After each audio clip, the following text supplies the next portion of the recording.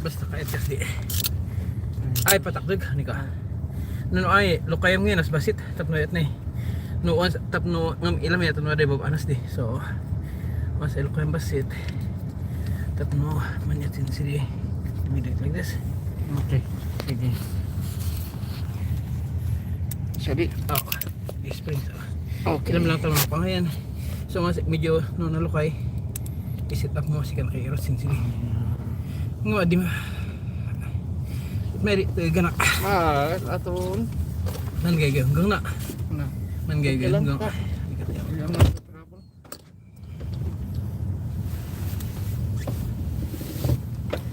Oh.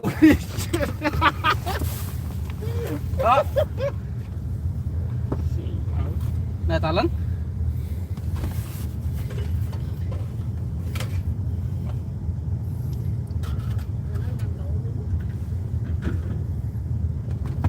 No, isa di man drive. Ay tan ilam din inal kumalin. No inal to kumal. Microphone at ano pa? Hello.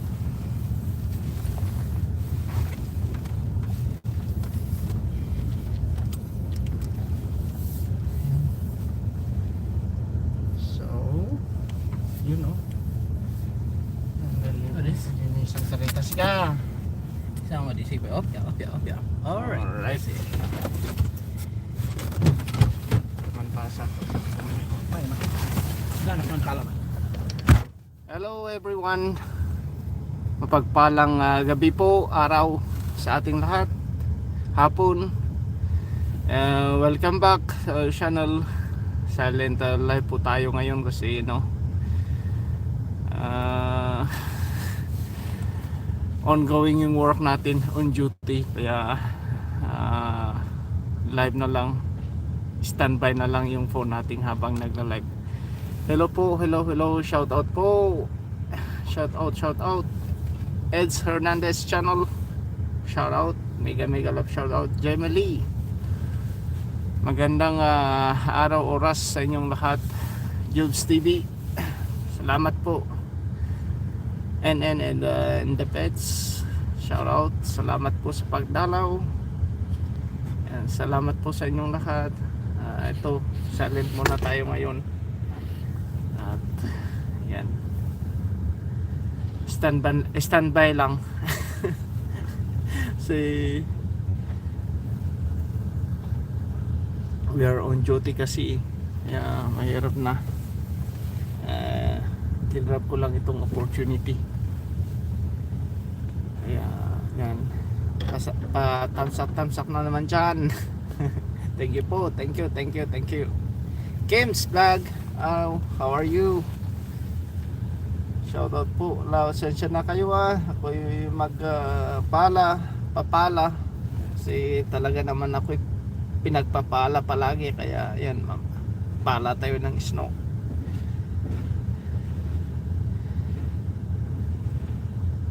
Standby lang kayo dyan.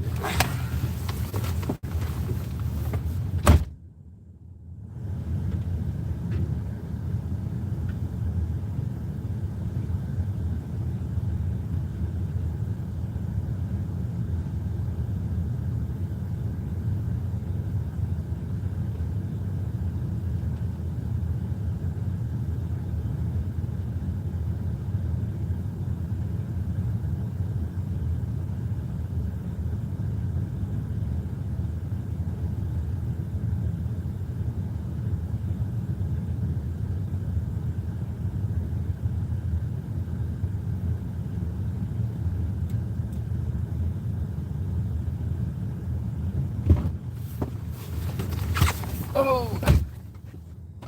Yan, anong tawag dito? Doon tayo sa kabila.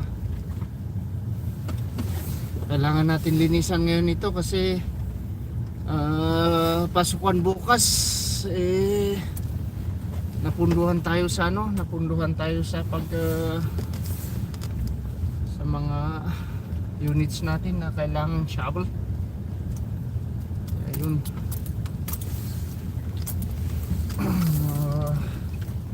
Linisan yung iba para tayo medyo hindi rush up bukas.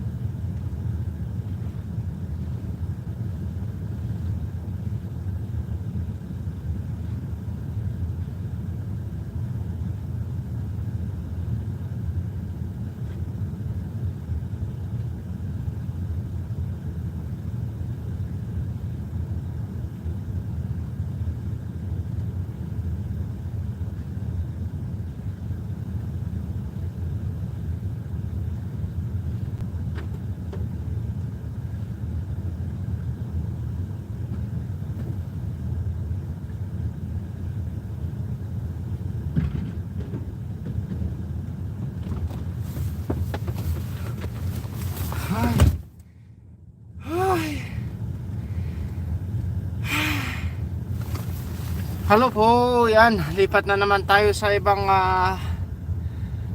units. Ay.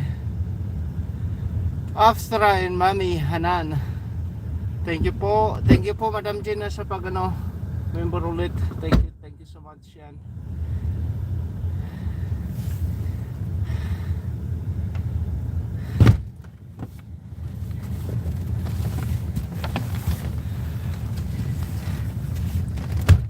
Yan si Mahal. Lagyan natin ng jacket para mainitan. Yan. Yun oh. Lipat na naman tayo sa ibang kabilang banger. Libre. Ayos. Nito di Stepalanta ko medical man. Doon eh. Na, nakbelo. Ay, Siya nakikinala. Duwas hindi napunduan sige. Kita nito ko schoolan. School. Uy. Dog.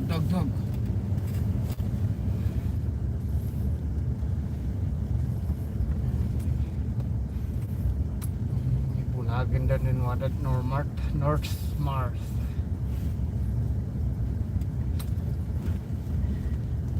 Ay, BBS lang di. Di man di ano kanan markanay. Ibisip likod di ano ba? Sibot yugnot.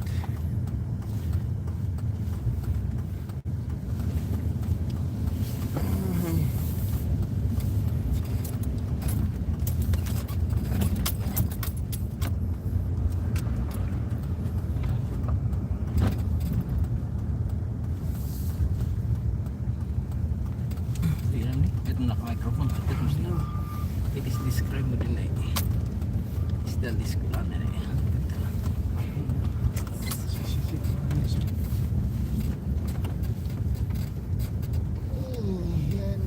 Ayo. Matigas yan sigurado.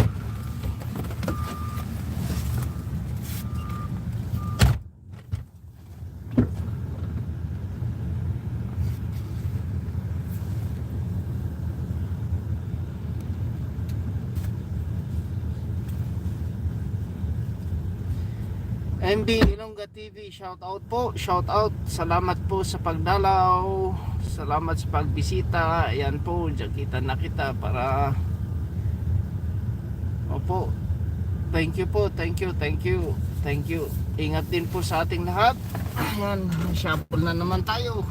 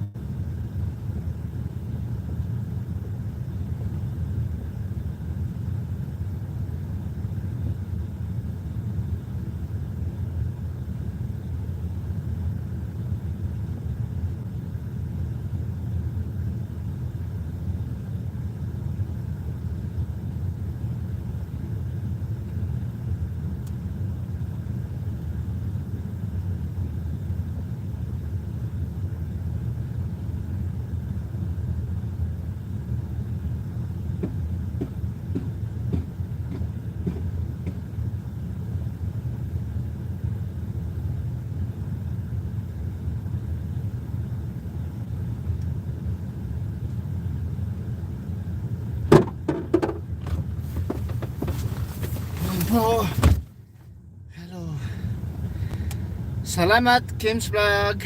Thank you. Pag-stain. Ay, grabe.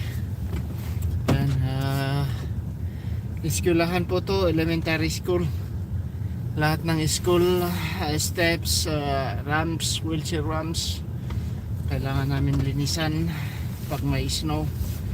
Kasi yun ang kontrata ng company. Snow clearing, construction, ganun. Kaya kailangan malinisan para hindi madulas yung mga estudyante. Yan yung harapan, tapos punta tayo sa likod. Yan.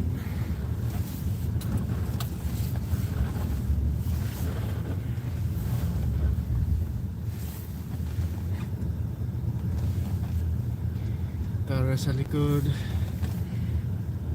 Jennifer Itao TV, thank you po sa sa pagdalaw. Salamat. Thank you.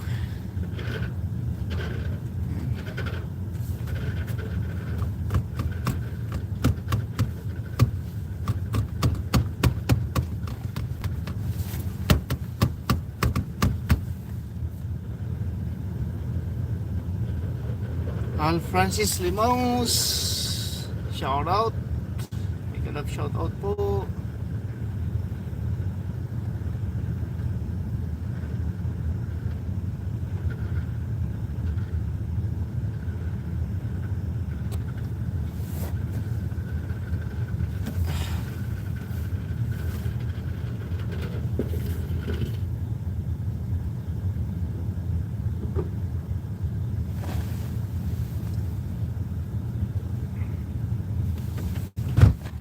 Terbangin. Ya karena teman kau kali kak.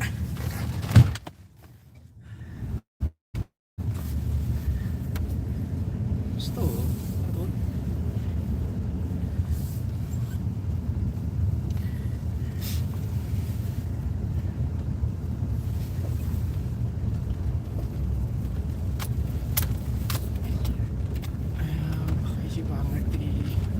This is good. No problem with this. And the I other don't know about this too. side. Nakasuk Elementary School. Nakasuk. Nakasuk. Also, fans of your kennels, Not bad. stay tuned. We'll have some Not details bad, on just a little bit there. Sige, masyado. check in with our kennels on nations. Mana? This weekend brought another round of protests held in response to the war between Israel and Hamas. Yesterday, events were dotted really right across this province in support of Gazans, with protesters calling for an urgent ceasefire. And the annual Sikh Remembrance Day ceremony will be held at Kitchener's Mount Hope Cemetery today. The location is quite special. It's the only military grave in Canada of a Sikh soldier from both world wars. So we'll hear more about that coming up.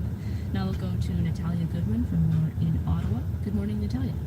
Good morning, Kate. Well, we'll hear from one of the victims of a pair of suspicious fires in the Napanee area. The fires happened on the same day back in October, but late Friday night, OPP announced that they have made an arrest in that case. And though it's not frozen yet, there is hope the Rideau Canal Skateway will be by December. Last year, the world-famous attraction didn't open for skating at all, but the National Capital Commission recently put out a request for proposals for vendors on the canal this year, so we'll hear details on that as well. Thank you very much, Natalia. And Ottawa listeners will hear Natalia Goodwin at 8:30. The rest of the province will hear Kate McGilvery from our Toronto newsroom.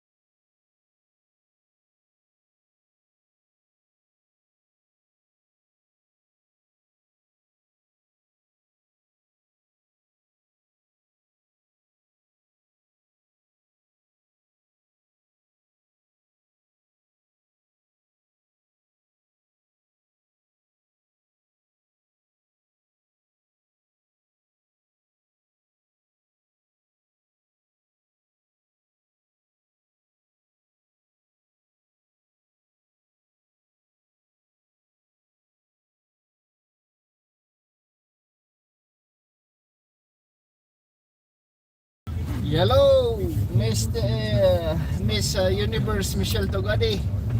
Well, Thursday, St. Mega love shout out. on Saturday. For more details and tickets, go to arkellsmusic.com. Ontario Medical Association is sounding the alarm about the shortage of family doctors in Ontario. On Wednesday, they have a briefing with Family doctors, eh? to talk about the unique challenges of work. Matalaan lang, crucial. For no Speaking explore. is a family physician and chief of staff at Sue Lookout. Melanie Nang pailang kinakita dito ng Land Cruiser. Kaya na siguro hindi ulmang man. What din hindi bigs hindi umid ka ano yan? Ngam din na magamot? Sir, Sue Lookout. Hindi serbil? Yeah, so May paradas di bigs. 5 hours north of Hindi na maga. 5 hours east of Winnipeg.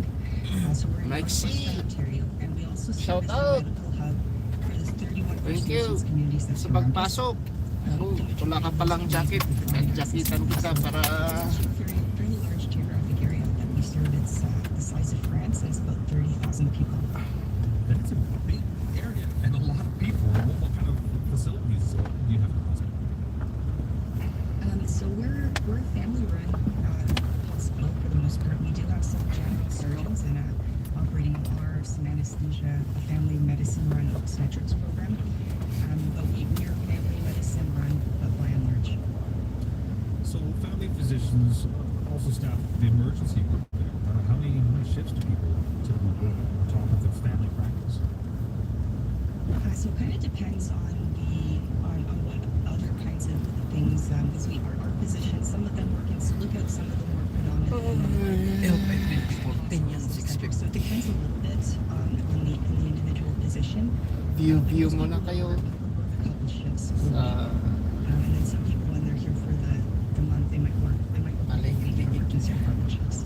On top of family practice. That's correct. Yeah. That sounds like a lot.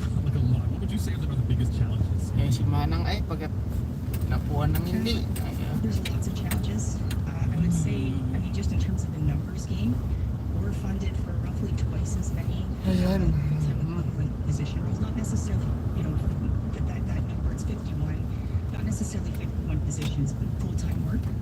And we currently have half that number. So when you're already coming to you're already starting out with half the number of doctors you have that you need, that you're funded for, and we probably need more than we're funded for.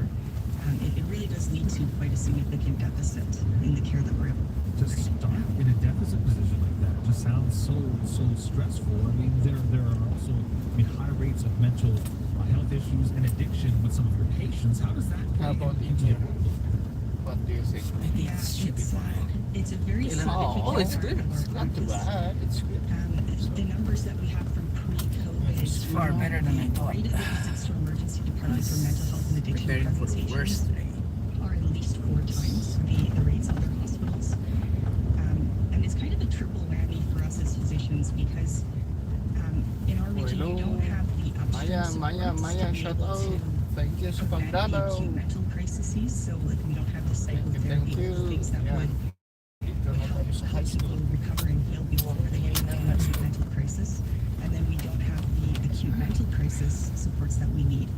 And hopefully- our emergency department has Ay, or bang. for transfer Let's to check another here. hospital, for psychiatric acute care. Bang. They can wait up to the average would probably be 4 or 5 days, but they can wait up to 11 days in our emergency department. And this is in a Uy, windowless dinalusan. room. Ay, dinalusan ta na? Without access to their cell phone, without outside contact. So we don't have those services. And then in addition to Ay, that, we see kusina impacts on sigurado. people's physical health. Because if you're suffering from very symptomatic PTSD, Ay, not too bad, eh? really to look after your diabetes Sus. or your other diagnoses. Mga So palang we nga. we see the impact of what could be preventable late Not stage too bad, outcomes but of chronic disease we as need well. still, You've been there for 6 years, and what sounds like you know, a very frustrating and challenging situation. And how have things changed for doctors over the 6 years that you've been there? yan eh. Ma'am Gina, salamat po sa pag-stay in Boss Bim Channel. Shout out! Yan. Kamusta po, Boss Bim? High rates of chronic disease, that's always been there. But that situation continues to Salamat get po, worse Boss on Bim. these fronts. COVID really hit us Salamat, hard. salamat. We have a certain amount of turnover that just Oo, naturally malamig occurs in our dito, grabe. population here. People want Kailangan ng to whiskey south sa and those whiskey sorts of lullaby. things. We Pampainit really ba? have the influx of learners and residents, and locals who Yan, Ma'am Gina, shout out.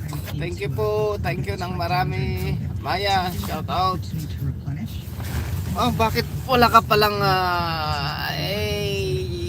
jacket, Mr. Boss Beam? Yan po, jakitan na kita para You mentioned something that lalo kang mainitan dyan sa Saudi. Saudi ba ang ano? Saudi ba ang destination mo ngayon na Boss Beam? Thank you po, Boss Beam. If they need to go on a vacation. So that's the idea behind Yan. what locum is. In places like Silicon and many other communities. Grabe. Pala. To start with, we rely very heavily on locums just to meet our everyday requirements for Bigyan po kayo ng ano, bigyan ko kayo ng nice view muna. term. Yan ang economic nunubod. Yan. Yan, a small community. Yan po. Oh. Saan dyan sa Saudi, Boss Beam? Kasi galing din ako dyan last 2010 yata, 11 sa ano, sa Jeddah. Yan yung isang kasamahan ko. Nag-low tide na ngayon yung ano, yung dagat yan.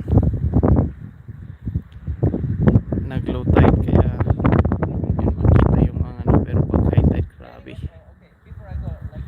Lalo pag snow na naman dyan ay dito grabe ang malalaking mga snow chunk yung nasa dagat. Grabe ang lamig dito. Oh, Riyadh. Oh, okay. Malayo pala si Jeddah to Riyadh around 14 hours drive, I think. Sir Joseph, shout out. Hello, magandang gabi po. Salamat po sa pagdalaw. Thank you po sa oras. Maya Vlog, thank you. Salamat ng marami. Yan po. Ngayon lang tayo mag-live ay ano, ito yung school ng ano, high school. Lahat ng yan clear natin. Ang kapal. Pero mas makapal noon. Mas manipis ngayon kaso mas makapal pa rin. Mega shout out din po Sir Joseph, Sir Ma'am Gina, Maya. Yan. Oh, 1,000 kilometers, so yeah, around ano 10-14 hours drive, tama. Yun. Yan po. View muna kayo ngayon. Rest mo tayo ng konti kasi masakit yung likod natin. Everyday shovel. Pero kailangan natin gawin ito. Kasi para hindi tayo kawawa na naman bukas ng umaga. At least matapos to mapagpahinga ng konti. Bukas na naman, banat na naman. Temron, thank you po. Thank you sa pagdalaw. Salamat po ng marami. Thank you po. Yan.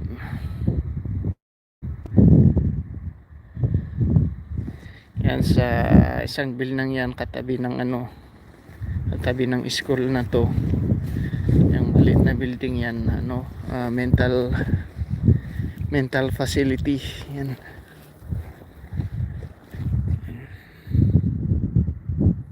Sana makapunta kami doon sa may ano, sa may gilid doon banda doon para makita ang tunay na view dito. Kasi pag dito yung sea, ocean lang ang ano makikita natin. Lahat ng ano na yan, bundok yun na may snow na. Ang palatandaan daw noon pag white na yung bundok na yan doon sa dulo, Grabe daw ang snow. Pero ngayon, hindi ko alam.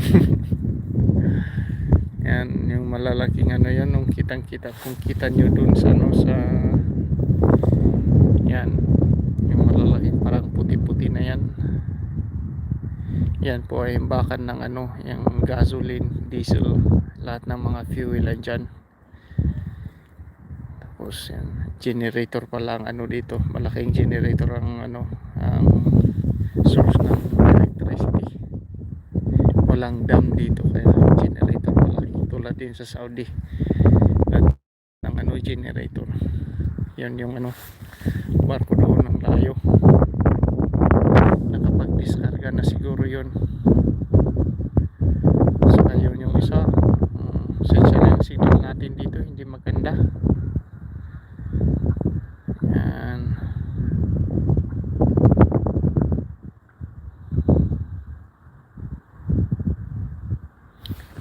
Paano pa pag ganun ba? Paano? Ganun ba?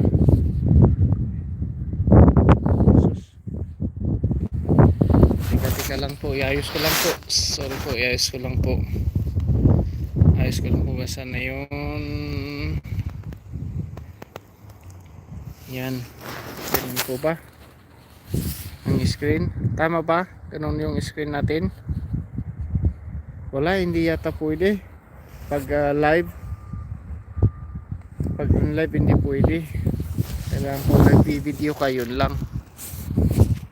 Magalaw. Sorry kasi.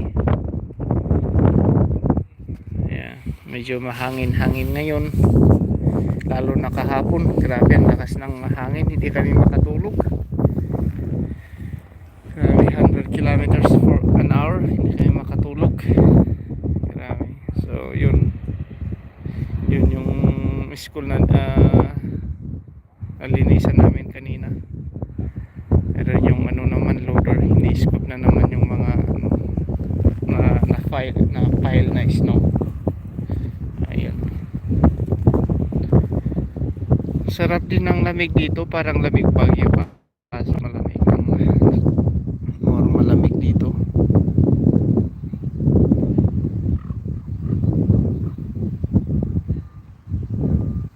Oh, sige po, next time pero ang ano inano ko na naka-automatic pero hindi daw pwede Ma'am Gina yung ano pahiga dito sa cellphone ko, iwan ko kung bakit, pero try ko po sa next po. Sensya na po. Yan. At yun, lahat ng school may ang kagandahan ng mga school dito, lahat ng ano may laruan, mga playground, mga ganyan. Kaya may break time yung mga estudyante. Yan, naglalaro sila. Lahat ng ano dito sa Canada. Lahat ng school may playground tulad ng mga ganyan. Para hindi ma-board yung mga bata. Yan. Yun. Simulan na naman natin yung pagpapala ng snow. Ayan.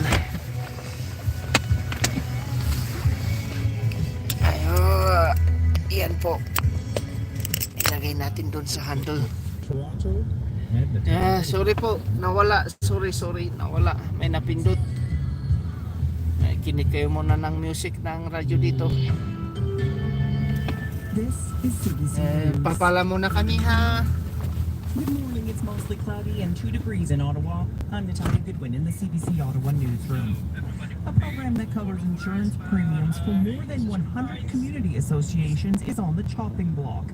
It's long been criticized as unfair for leaving others on the hook for those costs. And while some welcome the city's proposed fix, there's also worry it could be stifling. Arthur White-Crummy has more. We have the Halloween fun run, the Christmas sleigh ride, a winter carnival. Lynn Bankier says none of that would be possible without insurance. That's why the co-chair of the Champlain Park Community Association is dreading what could happen if the city stops covering their premiums.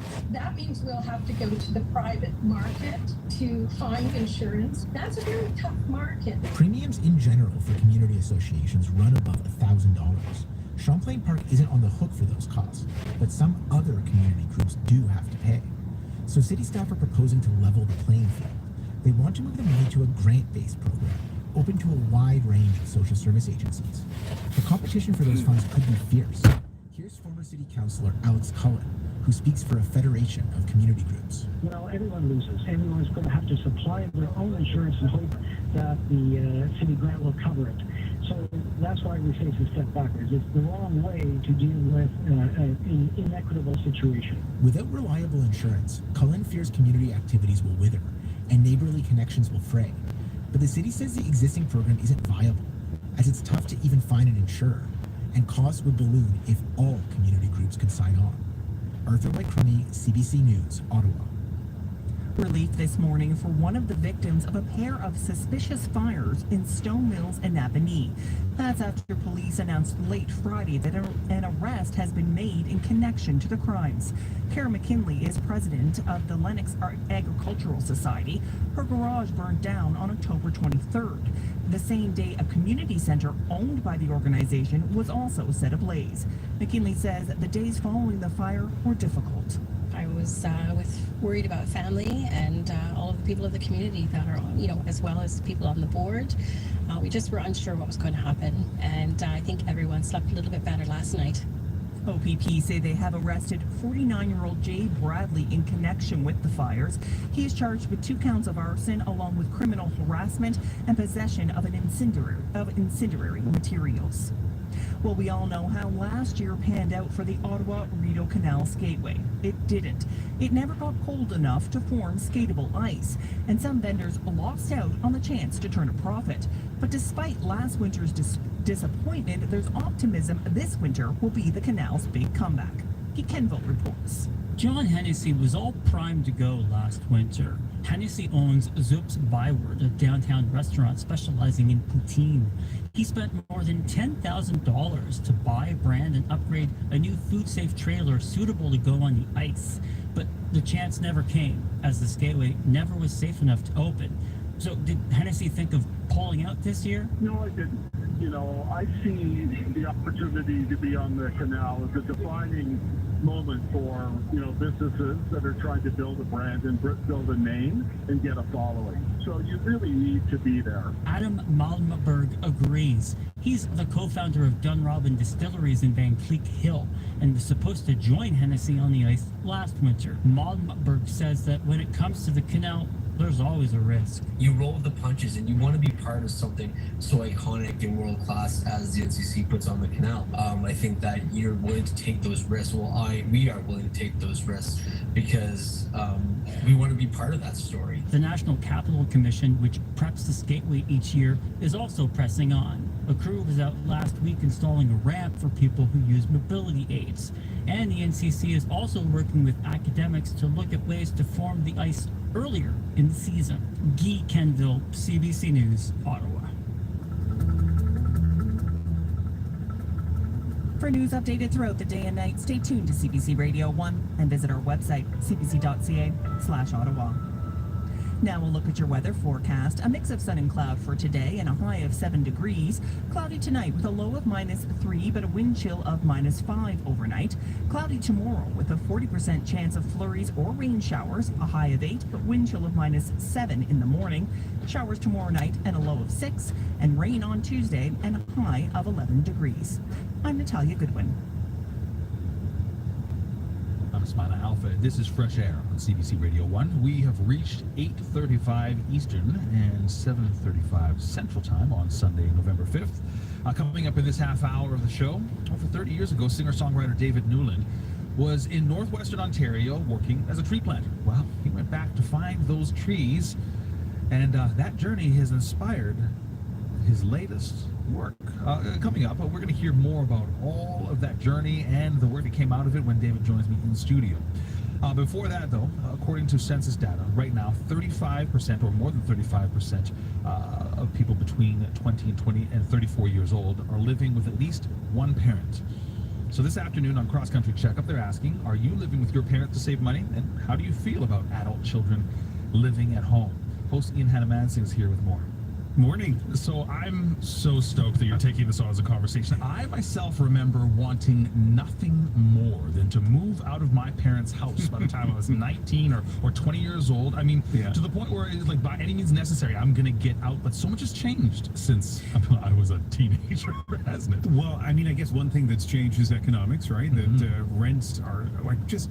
I was walking through the west end of Vancouver the other day with one of my adult sons, and I pointed out an apartment that my wife and I, his mother and I, had lived in about just over 30 years ago, and he said, how much was the rent? This is a high rise just overlooking Stanley Park in Vancouver, and I said, yeah, it was like $850, and it literally stopped the conversation. He just looked at me, and I remember at the time feeling like that was a real squeeze for my wife and I, but of course, like even if you adjust it for inflation, the rents are so much higher now than they were back then. And don't even talk about trying to buy a house if you're in your late 20s, early 30s in many cities in the country. So yeah, so definitely the economic part has changed. So let me ask you, if rents were out of your reach as a 21-year-old,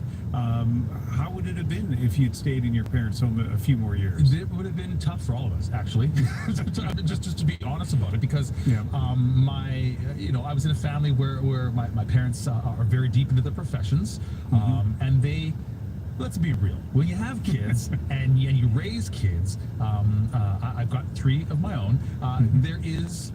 There's a light at the end of the tunnel. You're caring for someone else and your responsibilities for them, and there is a time that you imagine in your life where you will get back to sort of yourself being the main person you focus on, right? Yeah. And I have to say that taking that light away from my parents, I think would have been difficult, unfair for them, but I also wouldn't have grown as much. Yeah, so very good points. And so on the program, we're going to be talking about and hopefully hearing from callers about not only economic circumstances that have pushed a lot of kids back into their homes or put them in a situation where they're staying in their homes, but all those other issues. Like, what does it mean for the parents to have their kids there? What does it mean for a 25-year-old to be still living at home? It's a really interesting social thing. The flip side of this, I think treat my kids differently than my parents did when it comes to how long we would live in the home. My middle child, who's now 16, said to me a few years ago, if I turn 18, 19 years old and I can't get it together, I can't afford to pay rent or get my own place, can I live with you? And my words, without hesitation, were, you can live with me forever. It sounds like a children's book. So listen, disclosure. As I said, Livy Lucky. Hello po. Oh, 27-year-old is living at home. thank you po sa pagdalaw, Madam Janet. Sons went to university. University. I remember thinking, okay, that's it. And when the second was away, and the house was empty, and then a lot of people started saying, how are you feeling about being an empty nester? I was like, it's fantastic. Like, we have the house to ourselves, and it's and I don't, so I was really happy with that. And then my older son was working in Edmonton at the hockey rink the Edmonton Oilers play at, and when the pandemic hit and the season shut down, he lost his job, so he came back, and he's been back ever since, and it's been fantastic. Like, I talk about it all that, like, I love the fact that we're lucky enough that we have a house that has roof in it, and I'm lucky that he's a much different kid at 27 than he was at 17. Like, I don't know if he'll listen to this, but he got in a lot of trouble when he was a teenager. He's a really mature kid now, and he really understands like kind of our needs as parents in terms of where he needs to be or not. Just nalipatan taday ganun ta. But that, we're going to talk to a family therapist about that part of it too. Because imagine if economic circumstances force a kid, an adult child, to be in a house, but then the tensions about who does the cleaning, who does the laundry, how do you deal with dating when you're an adult kid? Lots of things there. There's so many angles to consider on this. I'm sure many different stories you're going to hear on the program. Yeah, looking forward to it. Great stuff. Thanks for this, Ian. Yeah, thank you. That is this afternoon on Cross Country Checkup.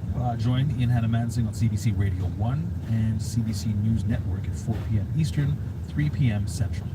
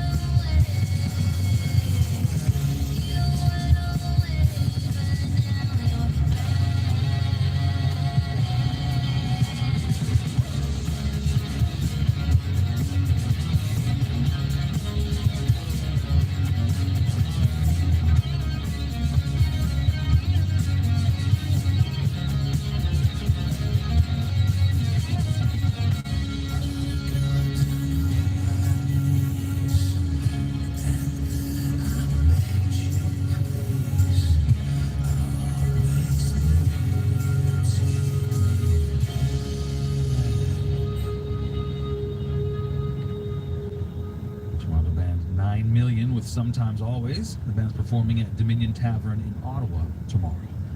It is 8:44 right now. You're listening to Fresh Air on CBC Radio 1. I'm your host, Ismaila Alpha. Well, singer-songwriter David Newland is known for finding unique ways to marry his love of music to his love of the outdoors. He worked for 7 years as a performer, host, and Zodiac driver for Adventure Canada. His latest album, Northbound, was inspired by his journeys to the Arctic with them. Now, his latest project involved traveling from his Cobourg home to a patch of forest just north of Thunder Bay. And I love this. He went there to find the trees that he had planted working as a tree planter 30 years ago. Now, the song cycle inspired by that journey will be performed a week today at Trinity United Church in Cobourg. But David Newland is in studio with me right now to talk all about it. Good morning. Good morning. Thanks for having me. Great to have you here. So what was it like visiting those trees that you planted so long ago, more than 30 years? Yeah, 33 years ago I started planting trees, and I planted ultimately for 6 seasons, but those very first trees went in the spring of 1990, and you know, what was it like? Well, it was like a lot of things at once, right? There was a lot of trepidation. I took my then 10-year-old son with me, and it took us several days to drive up north of Thunder Bay. So there's just the sort of epic quality of the journey. There's the question marks lingering over it. Have the trees been burnt out? Have they been cut again? Can we even get to them? We had a map, but it's pretty dodgy on the bush roads and so on, whether you're going to be able to get there. And then there's all these feelings around, you know, moving through Northern Ontario, where I'd spent a lot of important time, formative time through my life, and then ultimately this kind of this sense of hope, because we did, you know, to sort of give a spoiler here, you know, we found the trees, right? We found the trees, and we were able to pinpoint them. It took a little bit of technological doing and some good old-fashioned hiking around in the bush in bug jackets, and you know, we stood beneath those trees, my son and my dog and me, and they absolutely towered over us. And I think I'd been preparing myself for every other outcome, but just to stand there and recognize that something I had done had gone to that level, right, of renewal and growth. Well, and these are trees that you carried in as seedlings. that's right. We used to bag them up 300 at a time, so they were that small, and you would plant anywhere from 1,000 to a few thousand trees in a day once you got going. And of course, these very first ones were planted when I didn't really know what I was doing, right? So you're always a little bit concerned about that too. But it was a profound thing, and one of the most profound things is that when you go to a place that you have a vague memory of as a clear cut, and then you arrive there, you're not really in the place that you remember, and that place no longer exists. It's completely altered. Everything is completely altered, and so you know, that was interesting to me. I'm interested in place and understandings and relationship with the land, and it's a complex one. I'm so interested in the energy that you felt when you were there, because I've had many conversations with people about trees. I have my own feelings and thoughts about trees. I've lived in a space where in pitch black darkness, walking out the door, you know when you're close to a certain tree because you could feel it. Yeah. I know that different cultures have different views of nature and the energy that it holds. What was the feeling around your soul, around your spirit being in a place like this with these trees towering over you that you had planted there?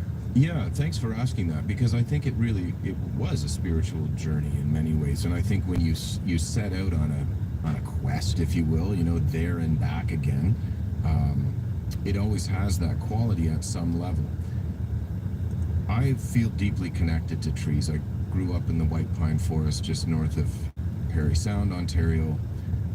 Spent a lot of time in the woods and so forth, and then of course all these years planting trees, and I've felt I have a sense that I need to care for them.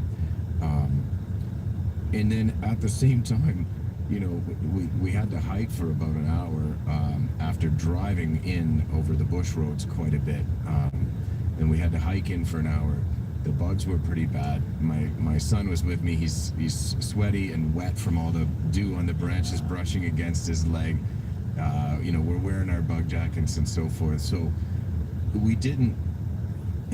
There was a sort of a spiritual sense to it that I think is stronger in reflection than it might have been in the moment. Because at a certain level, like, you're in the bush, you're hot, you're bothered. We wanted to eat our lunch, but it was literally the bugs are where you don't want to take your bug jacket off to have a sandwich. Yeah. So, you know, in some ways the moment was kind of fleeting, and I think of like those folks that climb Everest and they get like 10 seconds at the top, and you know, it was a little longer than that, but we didn't linger in a big way. We just explored around a bit, made sure we were where I thought we were, took some pictures, and sort of took in the space, and then we moved on. And in many ways, I think the most spiritual element for me is the sense of responsibility, coming back with that. What do you do with that? What you know, you've had this moment, and as I said, it's filled with hope at some levels, but the skies are still smoky. You're still driving through clear cut after clear cut for 2,000 kilometers to get back home, you know. And then you get back home, and I live in Cobourg, Ontario, a pleasant little small town, but you know, the local trees are threatened too. It's not just the smoke in the air. It's that the you know, the chestnut trees were gone 100 years ago, and then the elms, and now it's the ashes and the butternuts, and development and disease and climate change and all these things. They're threatening the individual trees that we love as well. And I think that's what led to this idea of the search for lost trees, because it's not just these trees and whether I could find them that I had planted a long time ago. It's that we're losing trees, and we're losing our love and connection for trees. So this project, I mean, you went out, reconnected with trees that you had planted. Now you created music around all of this, and you're going to just connect to other people with performance, but also bring some very important information to people as well.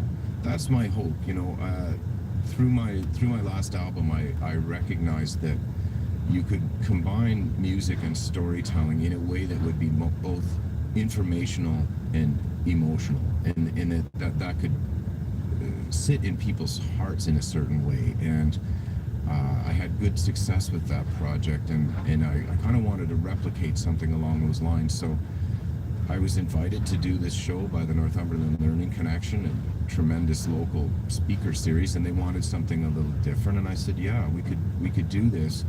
And so the goal is to reflect on all the complexity around our relationship with trees, and to try to cause people, if they're listening to the music and feeling it in their hearts, I want people to enact on those relationships. I want them to recognize, I miss some trees, I love some trees, I can plant some trees. I'm really grateful. We have the last 10,000 villages location in Eastern Ontario, and it's a real going concern, and they've gotten behind the show because they're going to announce a planting initiative. And so that's the kind of thing that can come from that, right? Is if you connect people's hearts and minds with music and stories, you can make for real world outcomes, and that's kind of my hope. Let's connect to some people now. You've got your guitar with you. I do. Why don't you, can you play something for us? Okay, I'm going to play this song that I arranged the songs almost like a series of postcards. Okay, so it was a 9-day trip up to the Armstrong Highway and that little patch of land and back. So up 17, back 11, and encountering lots of stories along the way, including, of course, finding the trees at one point. But on the way back, my son and I stopped in at a campsite that I had spent a lot of time in over the years outside of Cochrane, Ontario, just on the 49th parallel. Pardon me. And that campsite is in a little lake, and it was just such a formative place for me. Our friend, hello, shout out. We were camped there. And we had jakitan kita para yan. Thank you po sa pagdalaw. Like the place where I found my Maraming trees. salamat po. This place hadn't changed. Thank you po, Sir So Joseph. not much new growth is happening. You know, it sort of has the same shape and feel, and the campfires are still there. Fishermen come and use it and what have you. And so while I was there, I was quite moved by that. And I texted one of my closest friends from Tree Pond. We're still in touch, a couple of them actually. And my phone started ringing. And my buddy out in BC is up at like 6 in the morning, and he's FaceTiming me. So you're both experiencing this. Yeah. So I kind of walk him around with the phone. I'm like, you know, here, this is where the cook shack was. This is where the campfire was, and so on. And that feeling was really profound. And he said to me on that call, he said, I sometimes feel like that sand pit is the center of Yoo-hoo! All right. And, you know, we gotta share good. this with so us. here we go. So you'll hear the phone ring at the beginning, Okay. and then we'll go into it. This is called The Trees We Planted.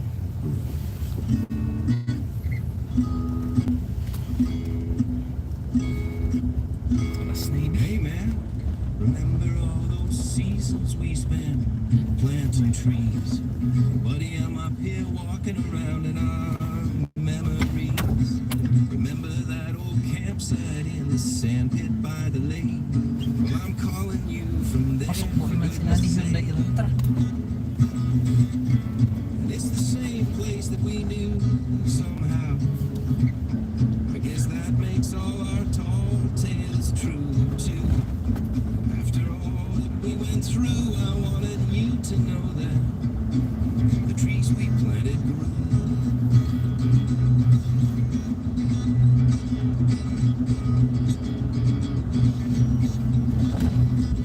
Well, I remember mornings cold and cruel, scarf and sandy trail mixed down for fuel, burned out from exhaustion, burdened under trees, and the hopelessness would drive you to your knees.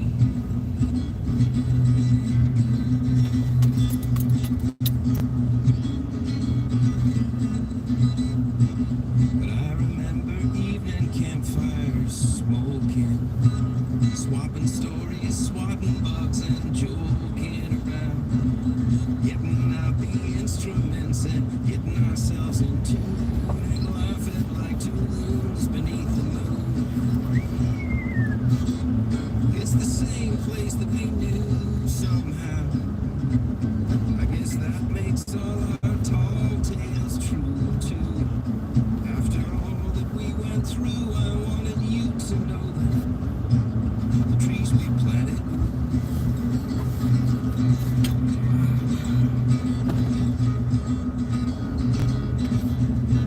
Well, I keep my connections in my pocket nowadays. In a little box that somehow talks to a rocket up in space. Suddenly we're on the line and I can tell you to your face. Hey, I love you, man, and I love this crazy place. Oh, yan. It's the same place that we Napunduhan na naman tayo. I guess that makes all our tall tales true too. After all that we went through, Alright. you, me, and all our crew. Shoo. The trees we planted grew. Okay.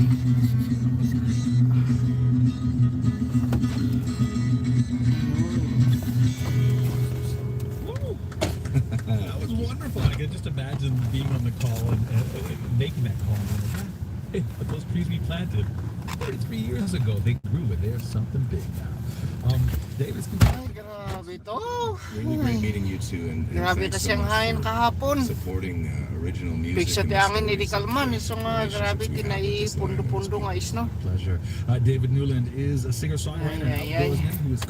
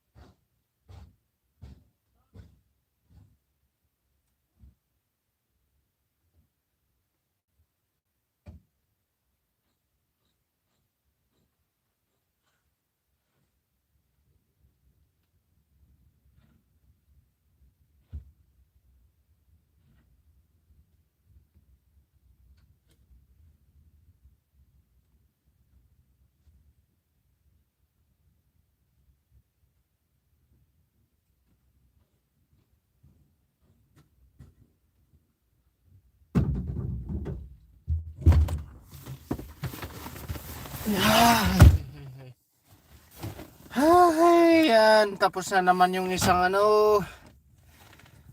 Joami School. We are in Joami School. That is done. So, in the main entrance, punta naman tayo sa likod. Likod na bakba.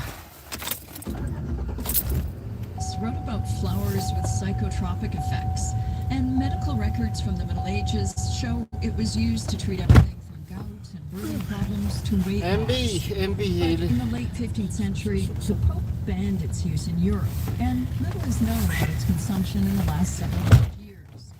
Until now. This is the first study ever that find traces of cannabis in bones. Says Gaia Giordano, a biologist with the Laboratory of Forensic Anthropology and Odontology in Milan.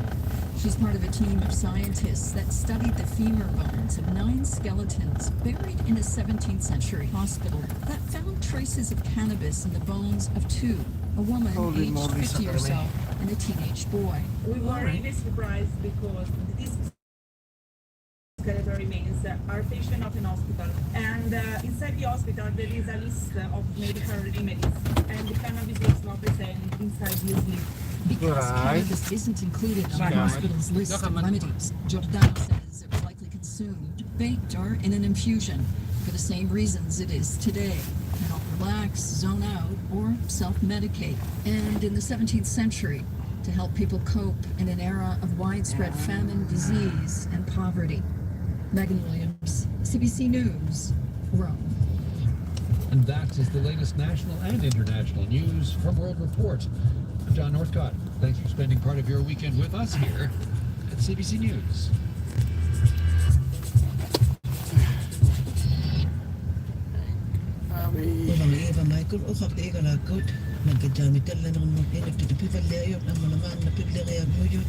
CBC North TV Kutigut, Kakadawitigut, CBC.ca/North, Vivalena, Pinawatut, Munatinik, Nulimane, Kanatamilo, Tusaraminaktunapak sa Patugut, Igalakaya, Wood, Selaktuamut, Taputawut, Nagajamitan, Lemon Mode 6 in the Canon Name for me, the Tamione.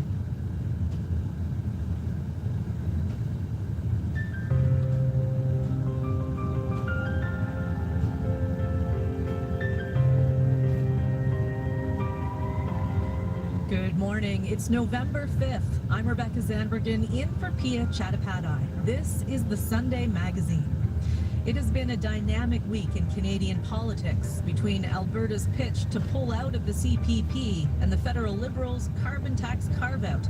Our Sunday politics panel is here first up to tackle it all. After that, Amy Schneider is the most successful woman in Jeopardy history. She'll look back on her epic 40-game run and becoming a highly visible transgender representative along the way. In Hour 2, we'll bring you the latest in the Israel-Hamas war, including efforts to get Canadians out of Gaza. Then hear how Qatar has emerged as a key geopolitical player in this conflict. Plus, later on, it's time to test my brain and yours with an all-new round of our monthly challenge, That's Puzzling. It all starts right now on the Sunday Magazine.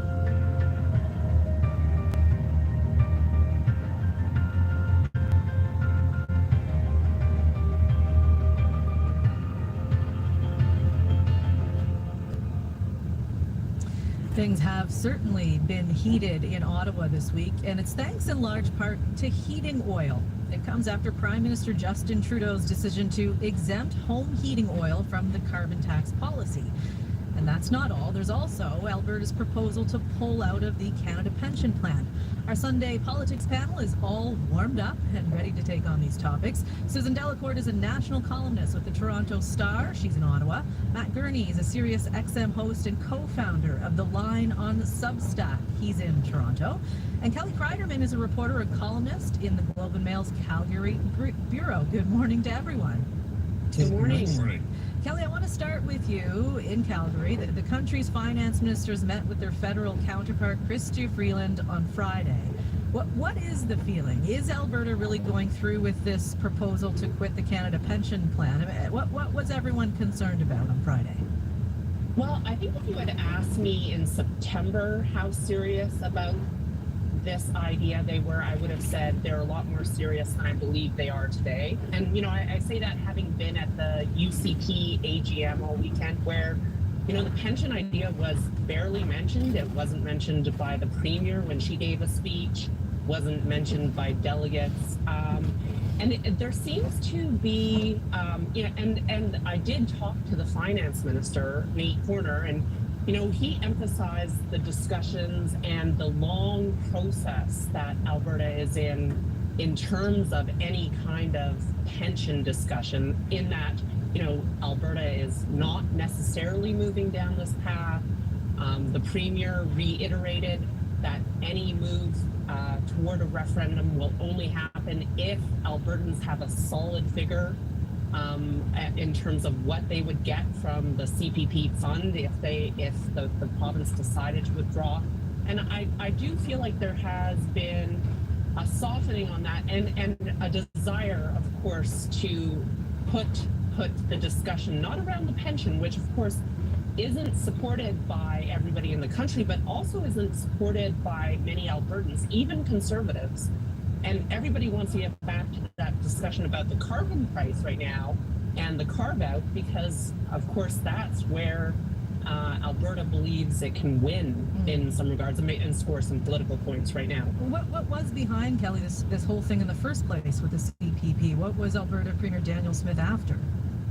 This has been a long process. This was started by former Premier Jason Kenney. There's been discussions of a separate pension plan in Alberta for decades. Really, it's been an idea that has been discussed.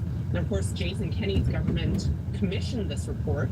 We thought it was going to be released in 2021. We of course had to wait till September 2023, post provincial election, to hear about the government's plans in terms of the pension, to hear this LifeWorks report that gave this controversial figure that Alberta is owed more than 50% of the pension fund.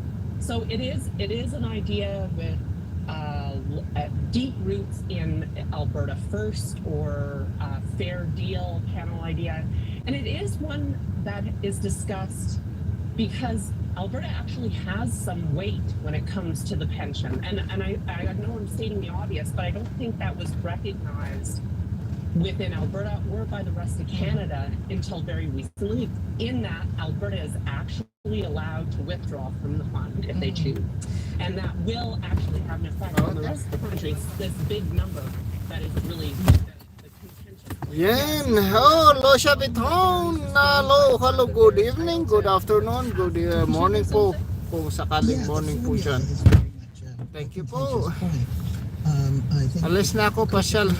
Okay, thank you po, Luby, Lucky. Lucky. Thank you. BC and Alberta went by Thank that you po, formula, thank you. being Maraming salamat. 128% of the entire pension fund. Oh my God. Hopefully, eh? So Hopefully. we're now going to This one is fully, yes. send it at chief actuary to do a proposal. Oy, break time. Ayo, siyang. I see this May 16. as something that seems to be Manalas na pwede kasi kakaulan siya ulit. Oh, tanda ko di, tanda ko di panas din card ko ito. Maga ta mawano nilukatanda. Ay, close na. Na, Close na. magay ading old ma ano ka, ading old ma sis. Ito nga siya din, di ba siya din itawag ko eh.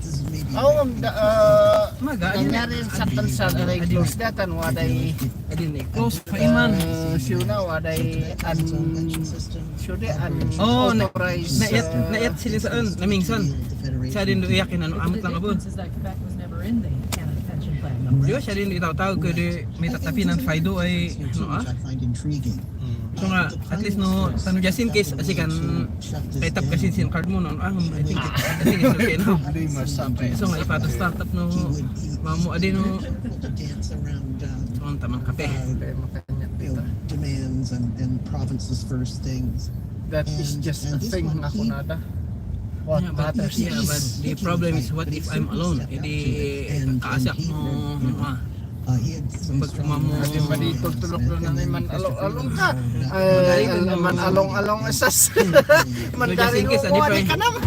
Unti at di card ay man korek ta.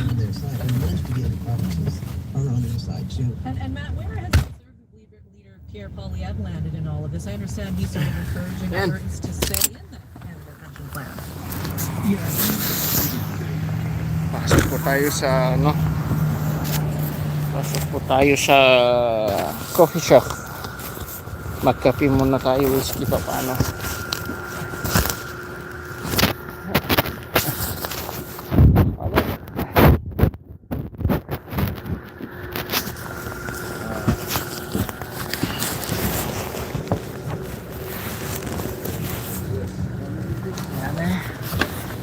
Oh, okay.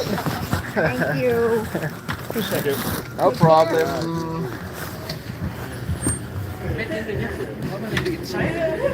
Na?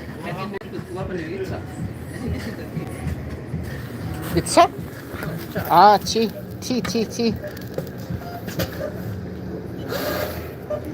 May dito ta iso ta katag timpla tay.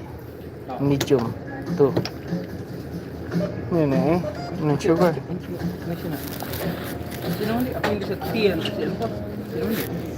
Medium.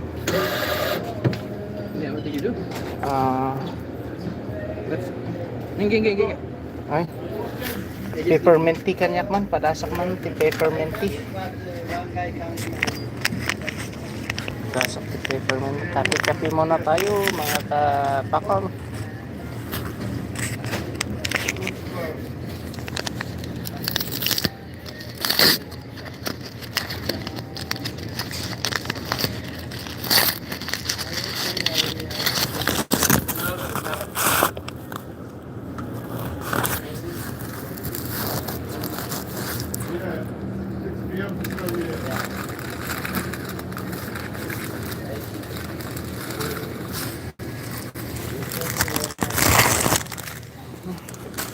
Oh, sorry.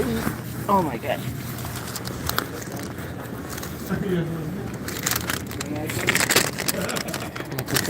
Self-service.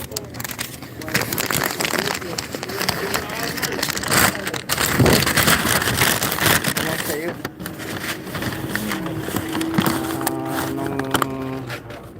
Manalas na siya Martin niya sinayakpay. Ah, sige.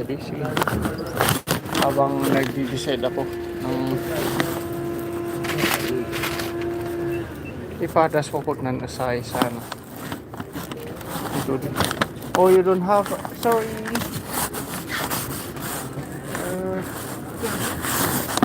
No paper. Oh, there. Okay, let's try this one. And one of the twist. Oh, okay.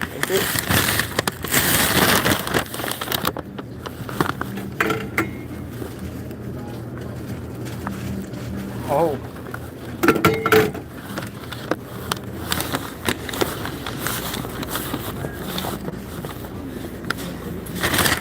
Just a second, huh?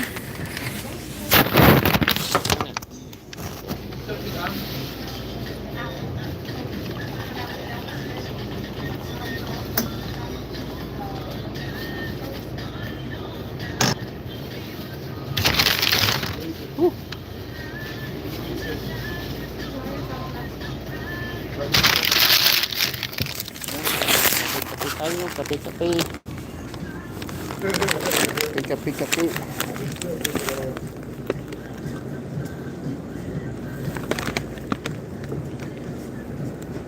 Sorry, I'm so hungry. I'm thinking about food.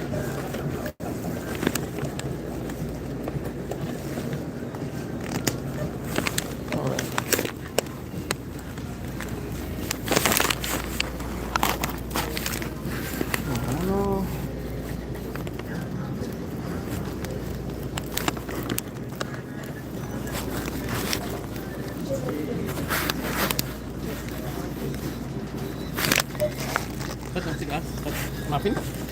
Enggak punya. Medium tea. And Two medium tea. And then 2 donuts. And one muffin. 1 donut. And then 1 Boston cream. Is that Boston cream? Yeah. Oh. And can I have one of the lighter fuel, please? Oh. No, the other one. No. Yeah. Lighter fuel. Just for. Oh, that's for my glove. Ah.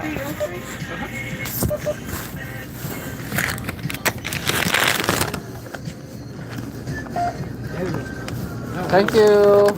Thank you very much.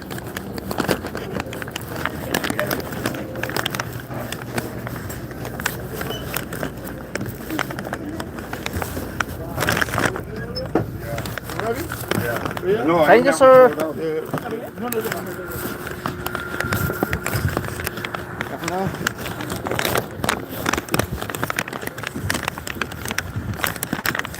Yang truck namin, pickup truck, DBS.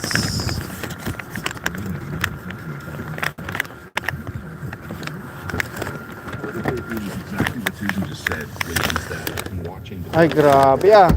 Mainit yung ano ko, pare ko eh.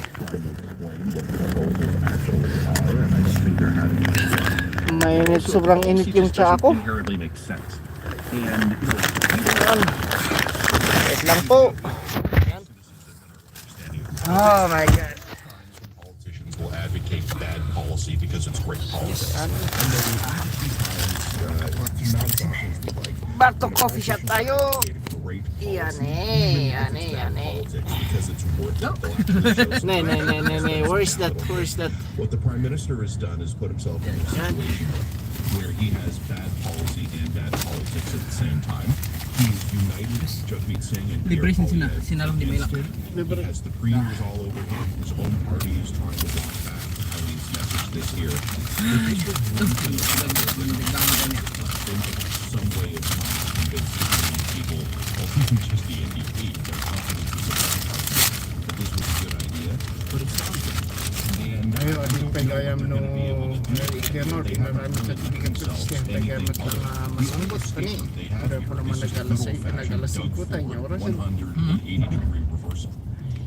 Do you think, I mean, I guess we'll see if that happens, but do you think the Liberals have undermined the carbon tax with this carbon? I mean, they've said over and over that climate and carbon tax is a top priority, so what have they done? Well, I think they absolutely have, and I think they're keen on insisting that they haven't, but I don't think that any of us are obligated to take that seriously here. I understand their argument, like in theory, that if you're going to have expanded heat pump programs to help especially Canadians who are lower income and may not be able to afford it, I 100% understand the argument that, hey, we're going to make pumps into homes and we're going to defer the carbon tax until that happens. That is a coherent policy, but that's not exactly what they announced. That's kind of what they've eventually gotten around to trying to convince us that they announced. But what, I mean, I think Susan is exactly right. When they voted this in, it was all those Atlantic MPs behind it. This was not offered as some sort of like, hey, this is a transition program really rooted in the policy.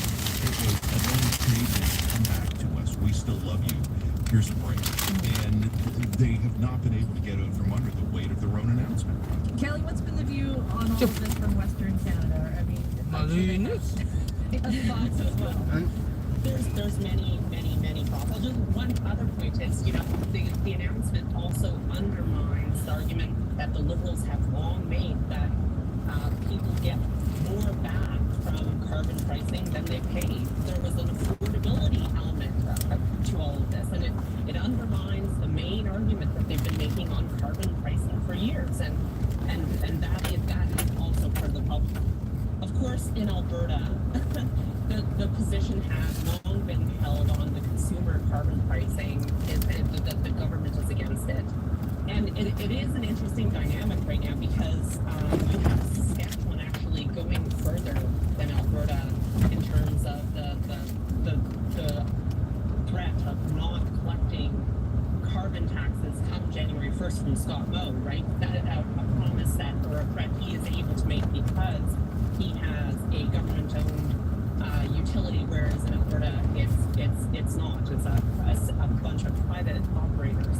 So you have a dynamic where the Alberta government is having its case made for it by the local government right now. They, you know, they're conference, and you know the Liberals won big with the Supreme Court judgment that allowed them to set a minimum carbon price in 2021, and that had been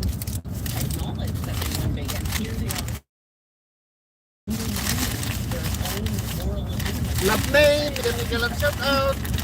Love me. Thank you po sa pagdalaw. Brings more attention to what Alberta argue are other unfairnesses in terms of climate policy and carbon pricing, including cap on oil and gas that's going to come. Now, oil and gas producers pay a carbon price right now, but they're also going to get a cap. And Alberta has spoken about that for a long time, or the pricing in Quebec.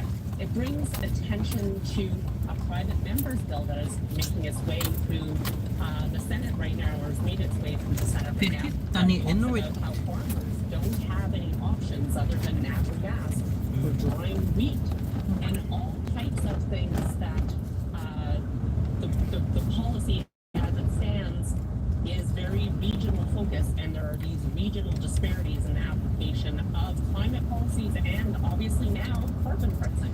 Susan, lots of outrage, I think, on all fronts, as we've heard on this. So where does this leave the state of Trudeau's leadership now? And we've certainly been watching the polls, and I know there are some interesting things in those numbers, but what do you think? What's happening? I think things are looking pretty shaky. I have a little Toronto Star promotion. We asked Abacus Data to go into the field last week to do a deep dive into the trouble for Trudeau and the Liberals and whether a comeback is possible. And I'll warn anyone attempting to read it this morning. It's pretty bleak. It's looking increasingly remote, even with Trudeau gone. And we've talked about this week too. You know, Let's take a break. Saying it out loud, but.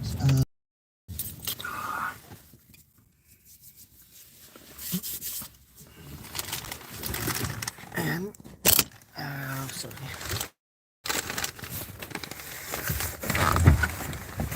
Ayan po. Oh! Yan.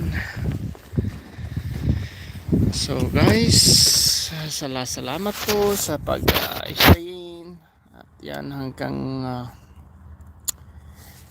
dito na lang muna tayo at salamat po sa pagdalaw, pagsama sa amin sa aming pag-shovel ng snow. Hanggang sa muli, maraming salamat. Break muna tayo at saka yun. MP Ilongga, salamat po. Love me. JG na Lucia Biton, Love Lakil, Michelle Tugade, Boss Beam Channel, Madam Janet Calvan Salazar, Cat Friends, salamat po. Sir Joseph, salamat po. MJ Gina and Doaman, salamat ang marami sa inyo. Salamat mo Jobs TV, maraming salamat po sa inyong lahat. Yan, at hanggang dito na naman, hanggang dito muna tayo. Thank you so much for watching. God bless you all and keep safe. Take care. Bye bye.